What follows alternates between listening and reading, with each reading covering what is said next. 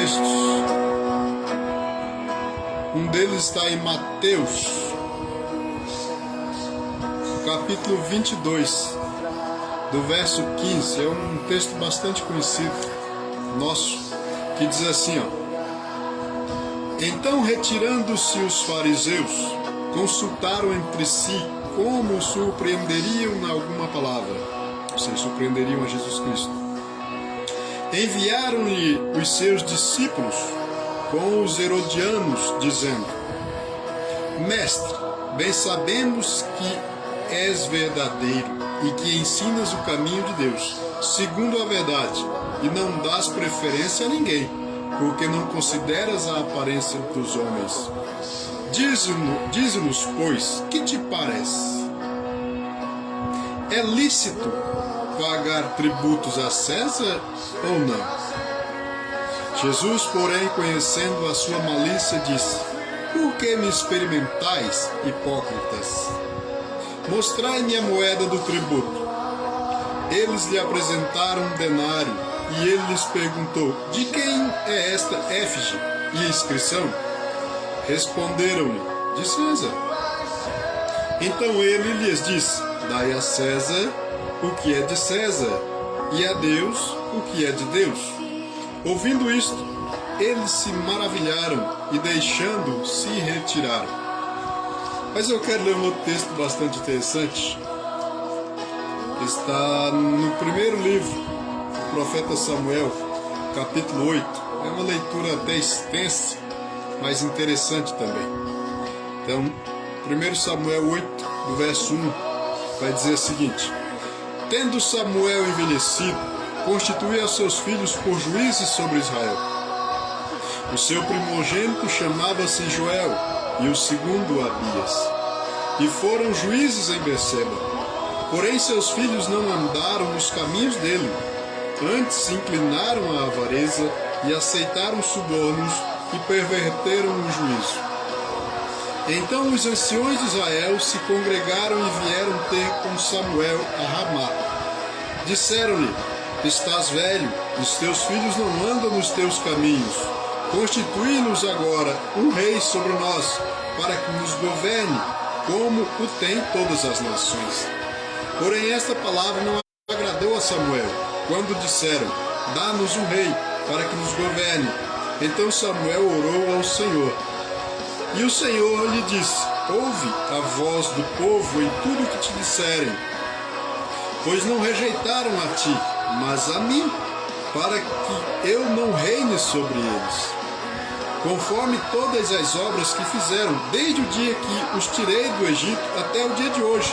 Pois a mim me deixaram, e a outros deuses serviram, assim também o fazem a ti.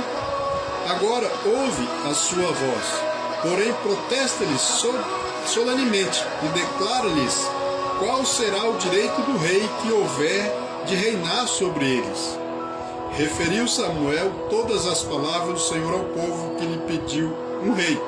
Disse-lhes: Este será o direito do rei que houver de reinar sobre vós.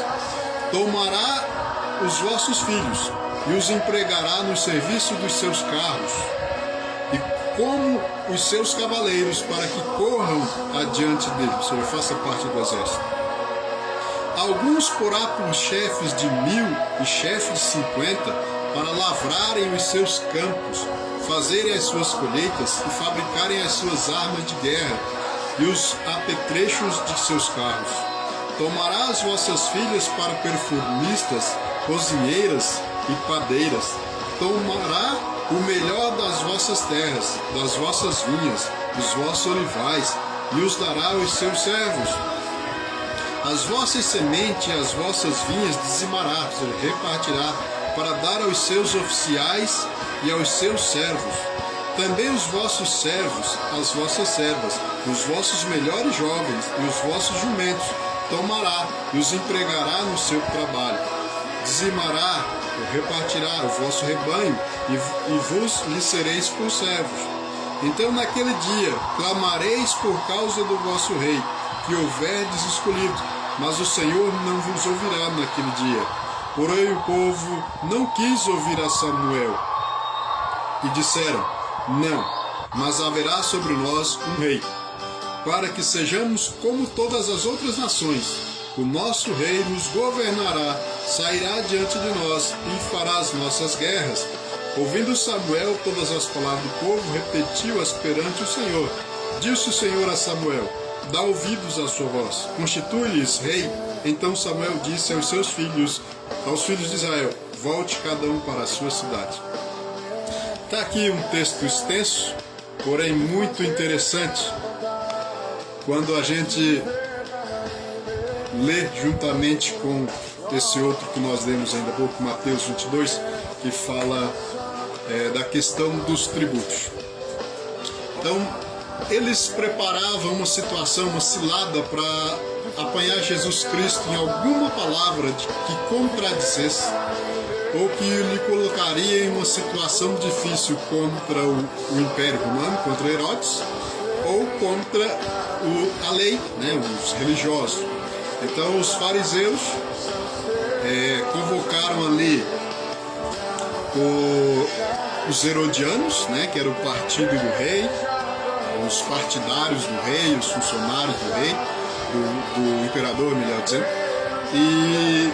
e os fariseus foram até Jesus, conforme nós lemos no Mateus 22, perguntando se era lícito pagar tributos. E Jesus Cristo então pede a eles uma moeda. Mostre-me uma moeda. E quando mostrou a moeda, ele pergunta: de quem é essa éfise, essa inscrição? É de César. É dele, é o rosto dele, são as inscrições dele, são as declarações dele, as escritas aqui. Então, pois bem, dai a César o que é de César, e a Deus o que é de Deus. Então, por um instante, eles se esqueceram que lá no passado, os seus antepassados desejaram um rei humano, um governo humano, que o homem dominasse sobre eles, que o homem reinasse, que o homem liderasse, que o homem organizasse a sociedade. Porque eles rejeitaram a Deus. Falaram com Samuel que queriam um rei. E Samuel os advertiu, falou: não é bom o que vocês pedem, não é bom o que vocês desejam. Porque o que eles desejavam era contrário à vontade de Deus. Porque Deus sempre quis reinar, governar sobre o povo, sobre as nações, sobre todas as nações.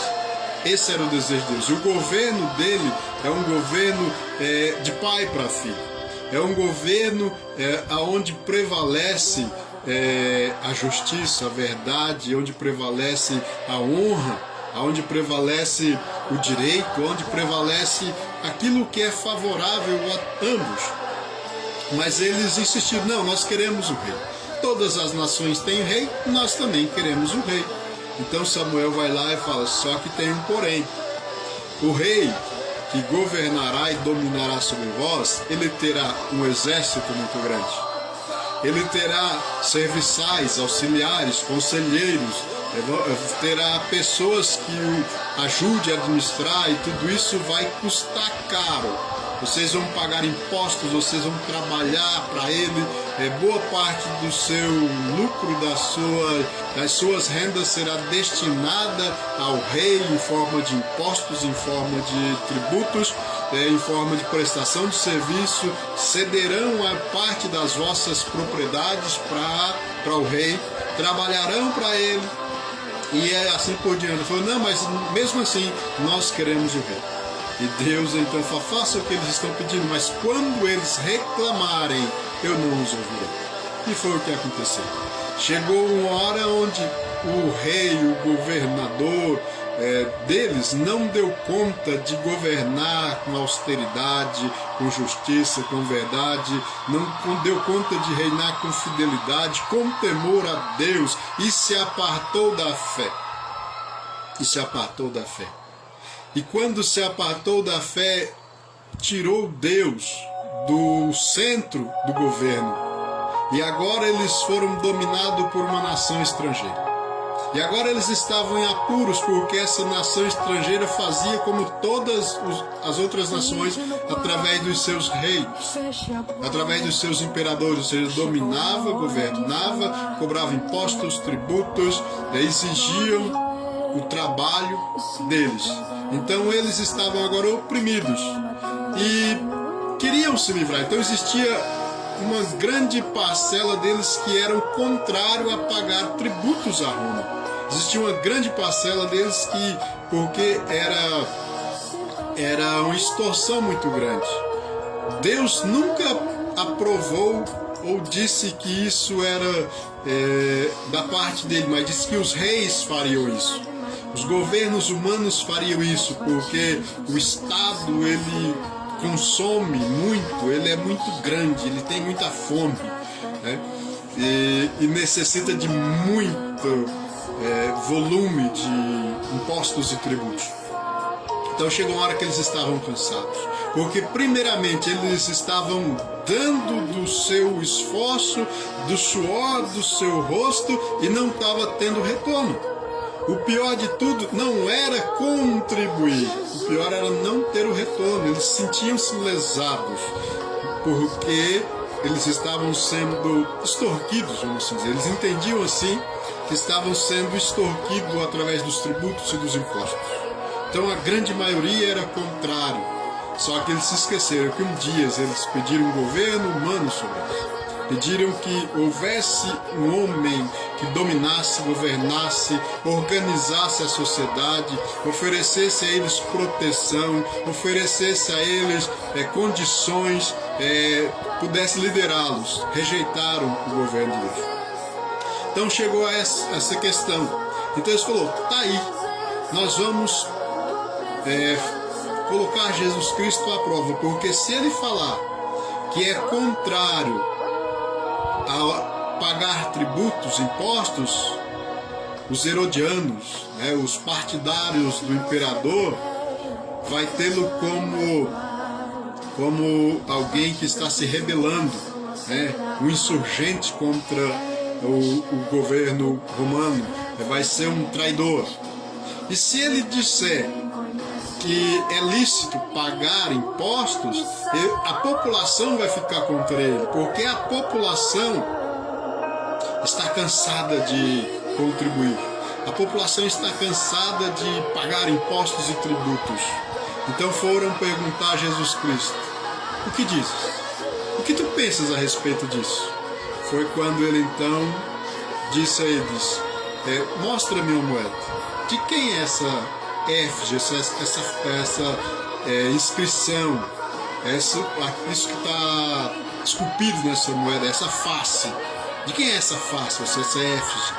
E essa inscrição, essa escrita é de Herodes. Então ele diz, aliás, de Herodes não, de César, dai a César o que é de César, mas a Deus o que é de Deus. O imperador, ele era cultuado, reverenciado como os deuses do seu povo, da mesma forma. Então, ao mesmo tempo que ele recebia tributos, ao mesmo tempo que ele recebia impostos, ao mesmo tempo que ele arrecadava do povo, ainda exigia que fosse venerado, que fosse reverenciado, cultuado como Deus, um semideus.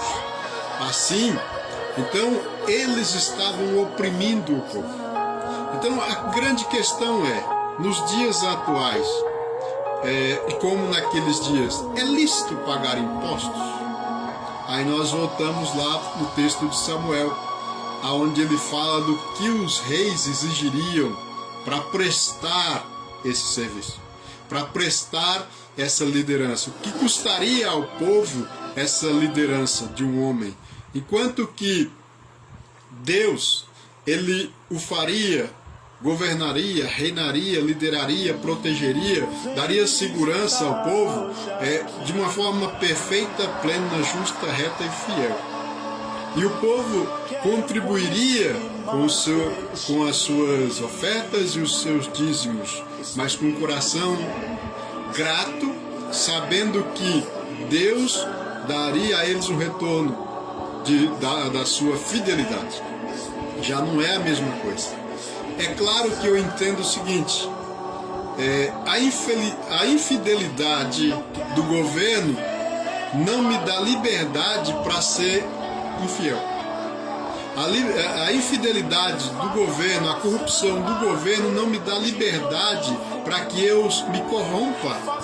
Então uma coisa é uma coisa, outra coisa é outra coisa. Então eu não posso simplesmente tornar-me um sonegador de impostos porque o governo é corrupto, né? Ou seja, o governo pode ser corrupto, ele vai arcar com as consequências do seu modo de agir, de governar. Ele vai prestar contas com Deus e no tempo de Deus. No tempo de Deus. Agora, a corrupção do governo não me dá liberdade de me corromper. A infidelidade do governo não me dá liberdade de ser infiel. Então Deus diz, né, Jesus Cristo diz a eles: dai a César o que é de César.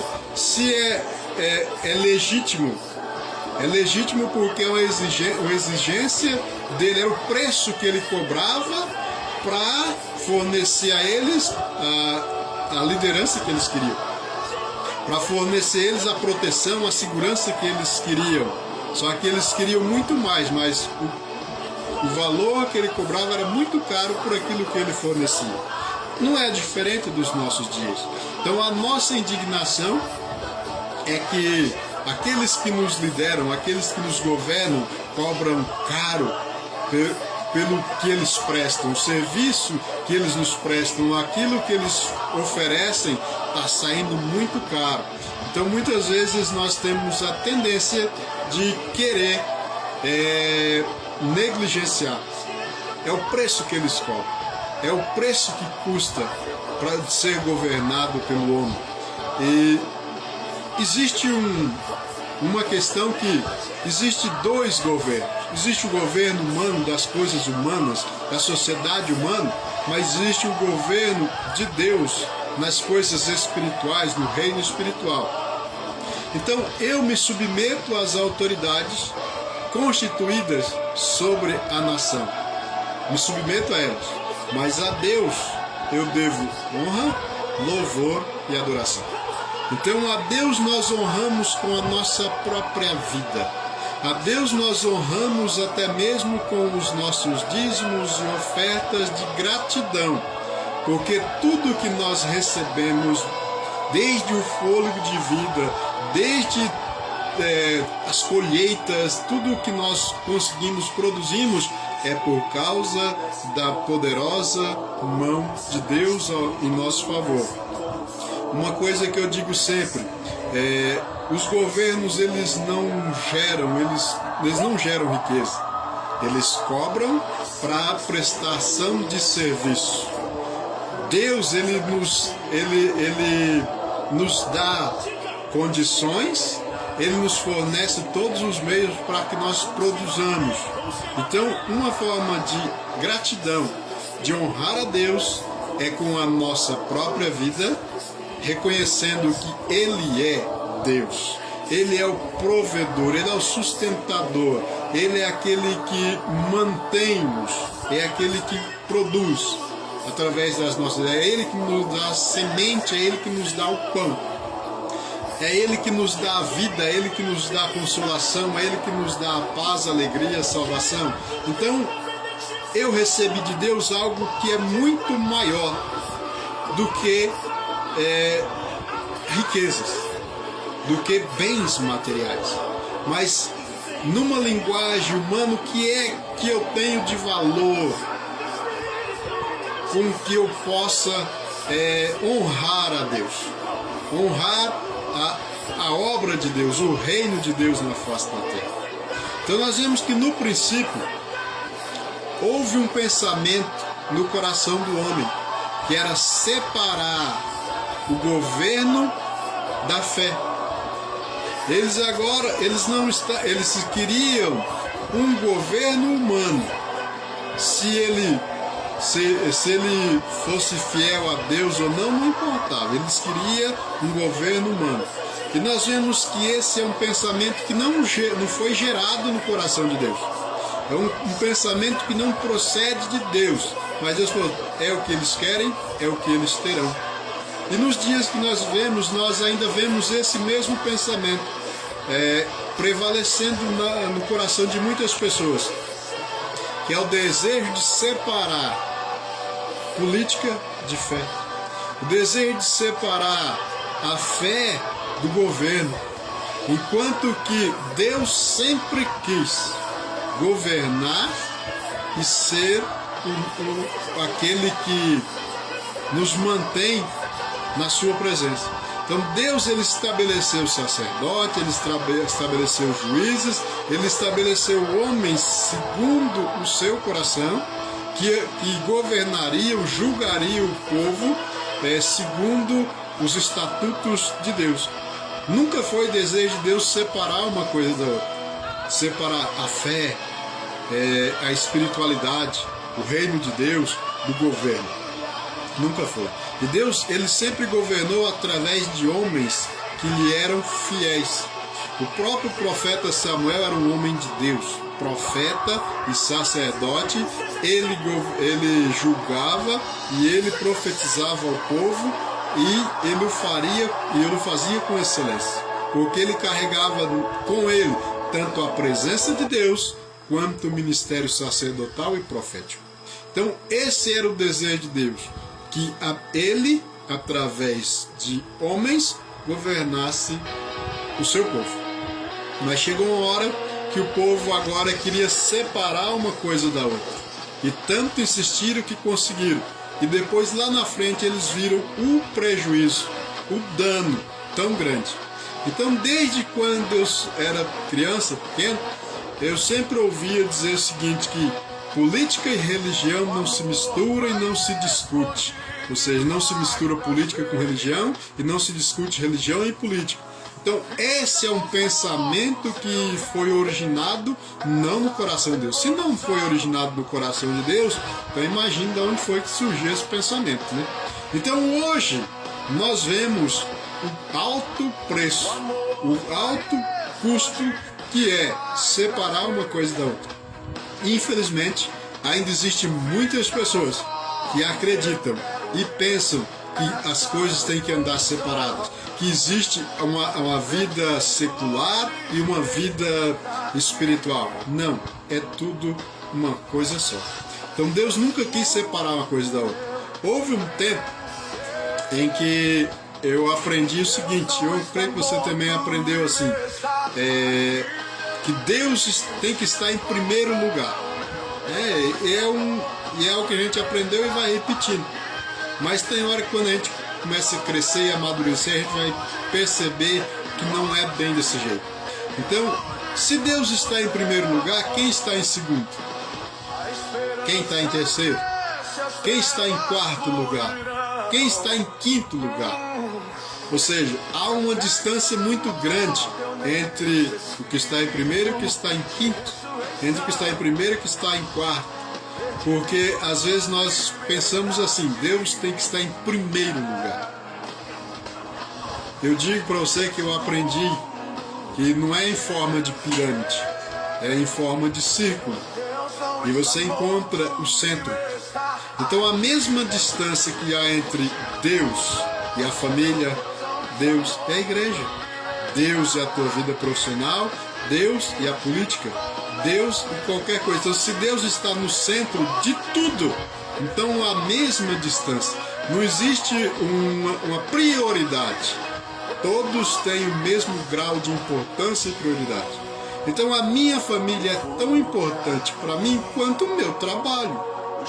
A minha família e o meu trabalho é tão importante para mim quanto a igreja, e é tão importante para mim quanto para Deus. Então Deus precisa estar no centro da sua vida. Se Ele está no centro de tudo, então a política ela tem que passar por Deus. pela palavra de Deus, pelo princípio do reino de Deus. A família, ela também tem que passar pelo princípio do reino de Deus. Então não há um privilegiado, não há um que está em primeiro, outro que está em segundo, não há essa classificação. É em forma de um círculo e Deus está no centro. Então houve um tempo que o povo tirou Deus do centro.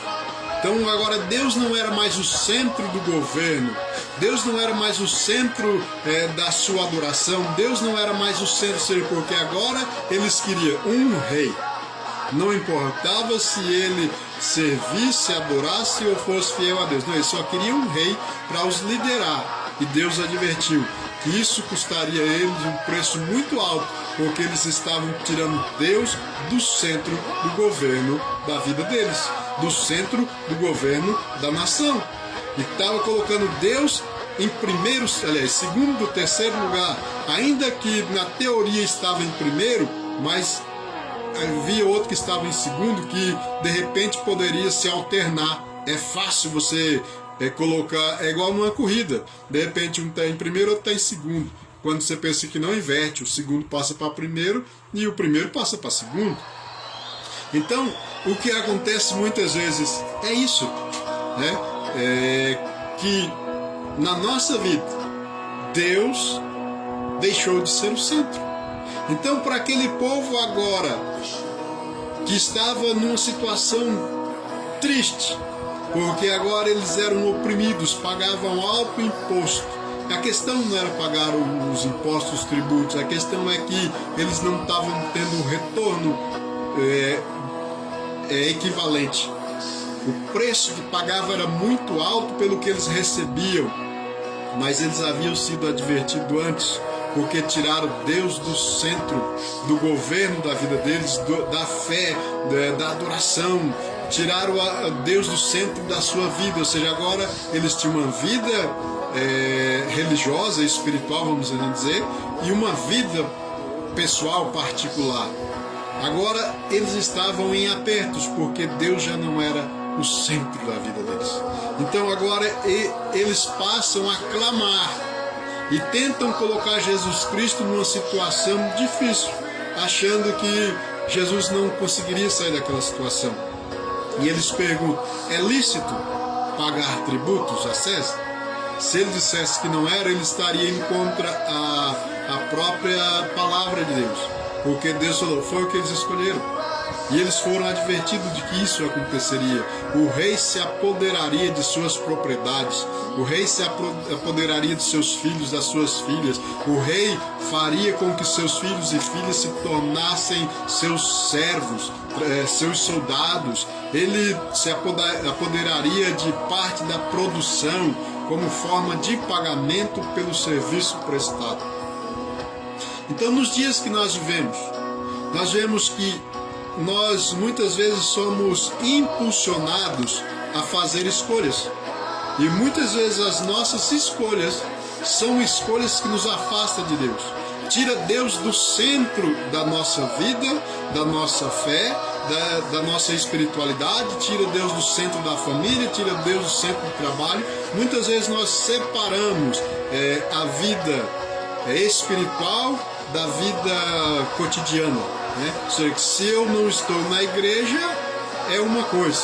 Agora, quando eu estou lá no templo, não na igreja, no templo, se eu estou no templo, então eu estou no momento de espiritualidade. Ali eu reverencio a Deus, ali eu faço declarações a Deus, eu declaro amor a Deus, eu canto cânticos a Deus, mas terminando esse ato, esse culto, essa cerimônia, então eu volto ao que eu era antes, ou seja, então Deus já não é o centro. Então quem é que está governando? Esse pensamento vem da onde? Então o povo queria tirar Deus do governo da vida deles. Então deixe que a nossa vida, nós governamos. Dá-nos um rei que governe a nossa vida. Tu não precisa governar a nossa vida. O teu governo fica limitado ao templo, o teu governo fica limitado à adoração no templo, o teu governo fica limitado aos sacrifícios oferecidos no templo. Mas deixe que a nossa vida nós governamos. Deixe que a nossa vida nós escolheremos alguém, um homem que governe sobre nós. Então, essa separação. Então, Deus agora ficou em segundo plano.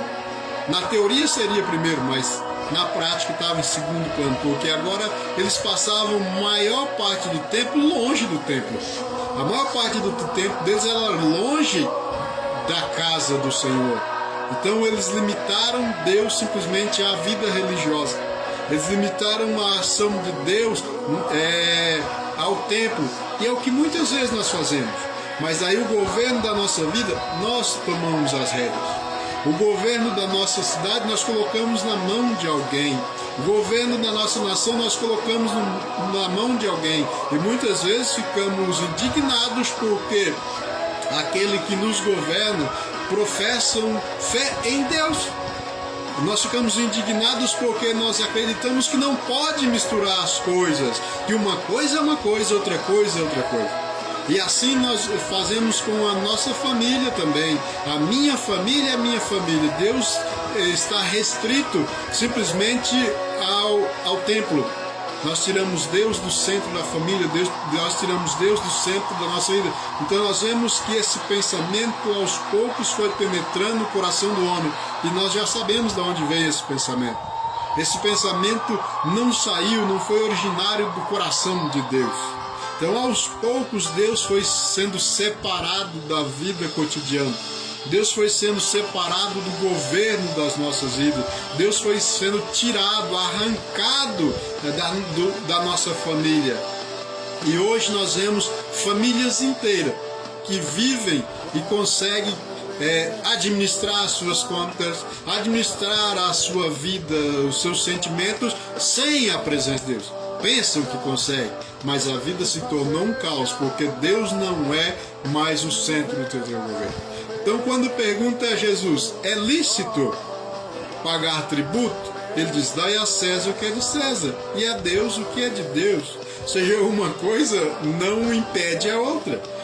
César requer os tributos, ele requer contribuição, ele requer impostos para poder prestar o serviço que ele prometeu prestar, pague ele, é o preço que ele cobra.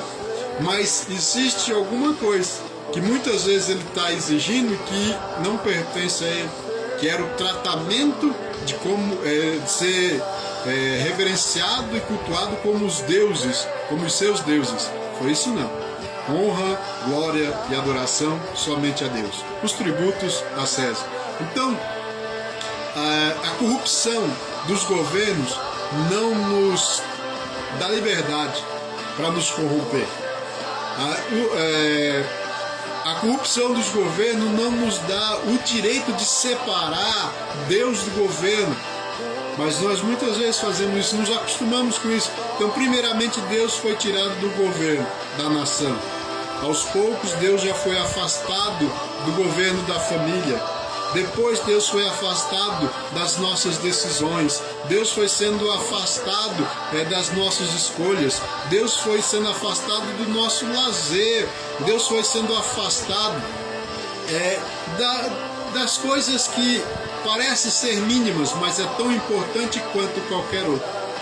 Então agora, Deus já não é o centro da nossa vida, não é o centro das nossas escolhas, não é o centro dos nossos sentimentos, já não é o centro dos nossos sonhos, dos nossos projetos. Nós separamos uma coisa da outra.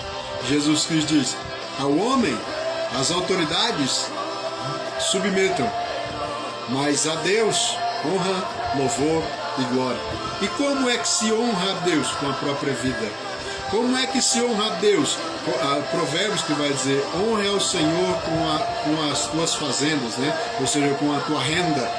Ou seja, porque tudo aquilo que eu consigo produzir é porque Deus tem nos dado graça, os meios, Ele tem nos dado a semente e o pão. Então, se hoje eu tenho alguma renda, é por causa que Deus favoreceu, permitiu tudo. Ele preparou. Então Deus é aquele que através de nós Ele produz a vida, Ele produz a renda, Ele produz tudo aquilo que é essencial. Então uma forma de gratidão é contribuir no reino de Deus, na casa do Senhor. De que forma?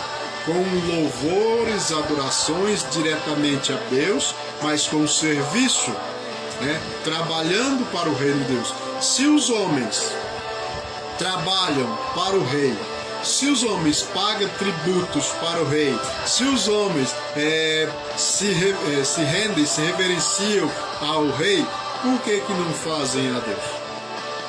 Então nós conseguimos fazer isso. Como costumam se dizer sempre, num dia de chuva nós vamos trabalhar, mas num dia de chuva nós nos recusamos cultuar a Deus, por exemplo. Num dia de frio nós vamos trabalhar, mas num dia de frio nós nos recusamos sair de casa para ir cultuar a Deus na sua casa. Então isso é o resultado de um pensamento que foi entrando aos poucos na mente e no coração do homem e arrancando Deus aos poucos. Quando pensa que não, nós estamos vivendo, falando de Deus, mas excluindo Deus da nossa vida. É o que diz Jesus Cristo, Esse povo me honra com os seus lábios, mas o seu coração está longe de mim. Então não é falar de Deus, mas é honrar a Deus, não com a boca, mas com a própria vida. Honrar a Deus com a própria vida, honrar a Deus entregando a Ele o governo da nossa vida, fazendo com que Deus participe do governo da nossa vida, das escolhas, das nossas decisões, em tudo. Então Deus precisa estar presente, mas o povo conseguiu fazer isso. E agora em apuros, eles queriam criar uma situação para colocar Jesus Cristo em maus lençóis, porque Jesus estava convocando-os novamente para fazer com que Deus se torne o centro, mas eles já estavam tão habituados, tão acostumados, que a palavra de Jesus Cristo incomodava. A palavra de Jesus Cristo causava neles uma aflição, uma agonia, provocava neles uma irritação. E de onde é que vinha isso? Da oposição. É da oposição. E quem é que faz oposição a Deus? É o próprio inferno, é o próprio Satanás e os seus demônios. Então, se as coisas de Deus te agridem, te ferem, te ofendem, eu digo para você uma coisa. É certo que existe uma influência oposta que tem governo da tua vida, que ainda domina sobre os teus sentimentos, sobre os seus pensamentos, sobre a sua vontade, e não quer de jeito nenhum que você ouça, receba a palavra de Deus e muito menos o próprio Deus na sua vida. Eles querem te afastar cada vez mais de Deus. Aí os álibis são os mais variados. Acusam pessoas que falam em nome de Deus. Não vou aqui querer defender ninguém, mas uma coisa eu digo: em Deus você não vai encontrar maldade, malignidade, você não vai encontrar perversidade, você não vai encontrar deslealdade. Mas todos aqueles que têm vivido dessa forma, eles hão de prestar contas a Deus. Cabe a mim, somente a mim, entregar a minha vida a Cristo. Então não cabe a mim tornar-me corrupto por causa da corrupção do outro. Eu não tenho direito de me tornar infiel por causa da infidelidade dos outros. Eu me lembrei aqui de um negócio. Quando Josué atravessou o Jordão e venceu os moradores de Jericó e teve grande vitória e foi avançando e conquistando, os gibeonitas, se não me engano, foram os gibeonitas que se disfarçaram. Eles eram daquela região, eles eram daquele povo.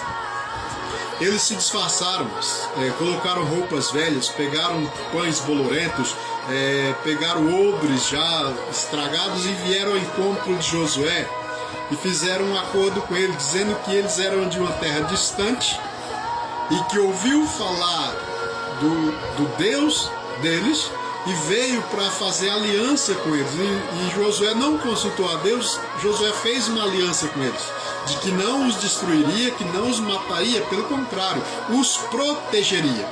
Fez uma aliança. Passado um tempo, descobriu-se que eles não eram de terras distantes, eles eram daquela região. Mas Josué tinha feito uma aliança com eles. Josué, na sua simplicidade e negligência, que ele não consultou a Deus, ele fez uma aliança. Eles foram infiel. Então, houve um tempo que eu pensava assim, se eles foram infiéis, então Josué não tinha obrigação nenhuma de cumprir o contrato, o combinado, a aliança. E Saul pensava da mesma forma. Saul, quando assumiu o reinado, a primeira coisa que ele fez foi perseguir alguns gibeonitas, matou muitos deles. Só que ele estava quebrando uma aliança que Josué tinha feito lá atrás. Ah, mas os gibeonitas foram infiéis, eles mentiram quando fizeram aliança. Verdade, eles mentiram. Mas só que a mentira deles não me dá o direito de me tornar um mentiroso. A mentira deles não me dá o direito de quebrar uma palavra que foi empenhada. Aí, passado um tempo, sobre Israel veio grande peste, fome, seca, coisa assim, nos tempos de Davi. E Davi foi consultar a Deus, foi por causa da aliança que foi quebrada contra os gibeonitas. Então, Davi procurou o líder dos gibeonitas, pedindo lá desculpas, vamos assim dizer, e dizendo o que é que se pode ser feito para reparar o mal que Saul provocou. Só dá-nos 7 filhos de Saul para que nós os matemos. Foi só isso que Davi fez. Entregou os 7. Então daí eles os mataram, porque Saul havia matado muito deles. E cessou-se aquela praga, aquele mal, e voltou-se a bonança. Então nós vemos uma coisa, a infidelidade de um não me dá o direito de ser infiel. Então muitas vezes nós nos estribamos assim, porque existem pastores que roubam, então eu não vou para a igreja, eu não vou servir a Deus. Ele vai prestar contas, ele e Deus, e tu também, se continuar pensando assim. Se querer separar, tirar Deus da tua vida por causa do erro dos outros, do pecado dos outros. Se muitas vezes você conhece alguém que diz servir a Deus e é infiel, isso não te dá o direito de ser negligente e infiel. Não te dá o direito. De repente você está usando isso como um álibi, né? Como uma muleta para poder se desculpar. Mas isso não justifica, porque cada um de nós haveremos de prestar as nossas contas. Eles prestarão a conta, nós a nós. Então, nos tempos de Jesus, César, se ele estava sendo corrupto, se ele estava extorquindo, se ele estava cobrando demais, era ele e Deus. Tanto é que o império dele se acabou. Mas a nação, o povo de Deus ainda permanece. Então, uma coisa eu digo para você: o erro dos outros não me dá o direito de errar. A infidelidade dos outros não me dá o direito de ser infiel. E isso serve para você também. Então, seja fiel a Deus. Entregue sua vida a Deus, honre a Deus, adore somente a Deus. A César o que é de César e a Deus o que é de Deus. Amém? Que Deus abençoe a tua vida, a tua casa e a tua família, em nome de Jesus Cristo.